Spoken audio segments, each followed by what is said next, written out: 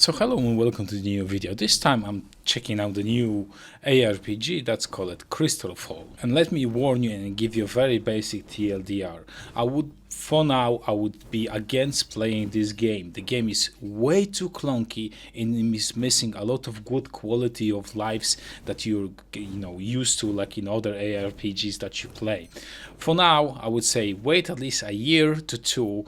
Let the developers advance this game and cook some gameplay features and so on, and maybe after 2 years this game gonna be in some kind of acceptable form.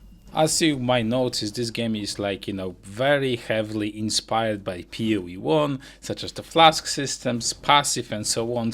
Later in the video you're gonna see I'm gonna be just briefly describing the things that you can expect from this game in the current early access.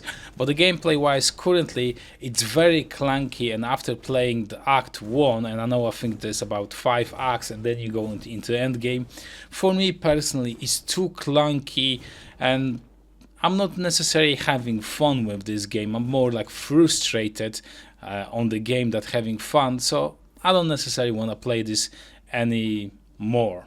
So this is the thing that I'm mostly concerned about in this game. You can buy inventory tabs.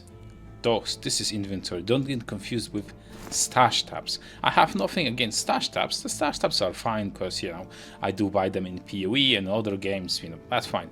But inventory stash tab, this one that can be only bought by money, luckily only you can have, like, I think it's only additional judging by this picture, but nonetheless it's 150 points. If you look on the 150 points, so it's like, I have to buy 200, or I would have to buy the starter pack for £16.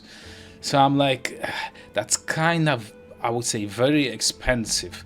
And probably in the super late game, this will be a mandatory buy, because if you ever played in any RPGs, the inventory over here is very it's in demand, because you're going to be picking up a lot of items and so on. So having one extra inventory that's only paid, that's a big red flag for me, because in the end game, every single player will have to buy it no matter what.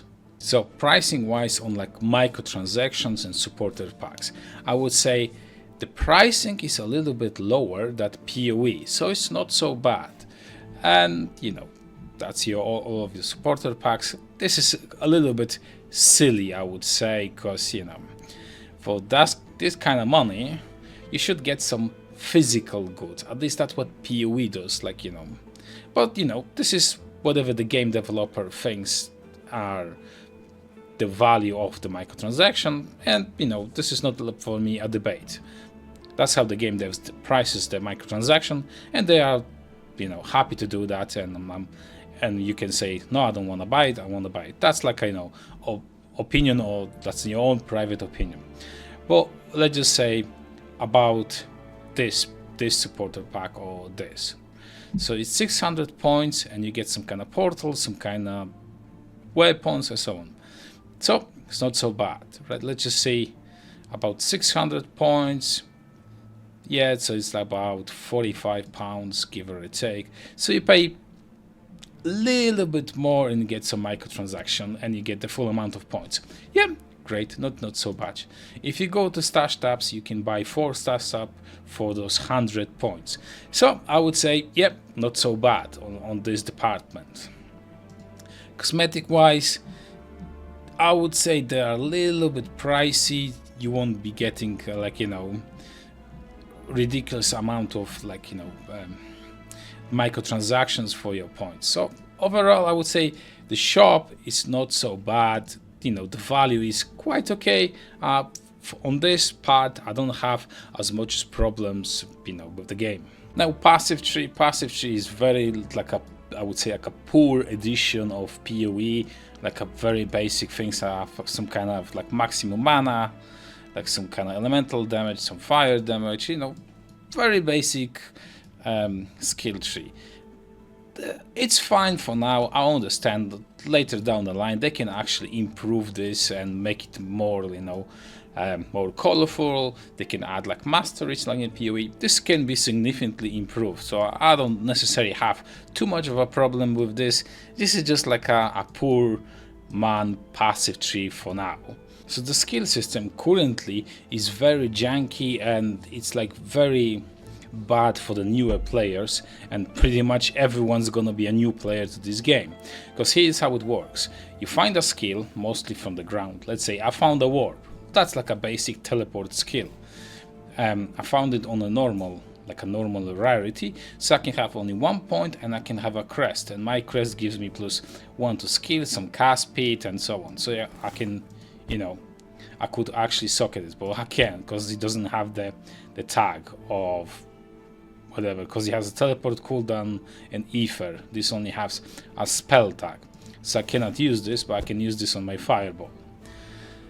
So then when you find a better rarity, you get more of those points, and then you can go to the crest, and this crest has like spell, projectile, fire and AoE, and my crest has a spell, so I will get +1 level to my fireball. But unfortunately, if I want to test out a new skill, then I would have to find or buy from NPC a new skill, socket it, and with 0 investment see if the skill is fine. If I like it, then I would have to read the notes and see what kind of notes they are. Do they gonna impact, some kind of major way the skill, and then I would have to invest it, right? And eventually you're gonna find a bigger rarity of the gem, and all of the investment in these skills go to the toilet. Then you have to find more of those skill keys.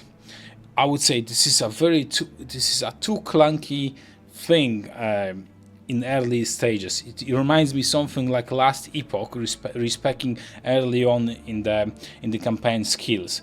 Too clunky. Probably in the end game you're gonna find shit ton of those skill keys, so you will have no problem, but early on is, in my opinion, is too clunky, especially since everyone is a new player. And one thing I don't understand about this game is this. I'm standing here, there's no things like flashy, lightning, sparkly things that should add to my usage of GPU on something like that. It's like a fairly basic layout of like some kind of a map, right? But my GPU currently sits between 98 to 99% of utilization. Something that I absolutely do not understand, how a game like that, looking with this graphic card, can use so much of the GPU. If I go to Diablo 4, who is like visually looks massively better, and I play on a 4K ultra settings, and that game uses about 85% of my GPU, because I had to test it out, that I don't know what's going on over here, if it's such a bad optimize of the game, or personally I don't know what's going on over here. So if you got this far in the video, I would say thank you for watching, and I will see you later in my next video.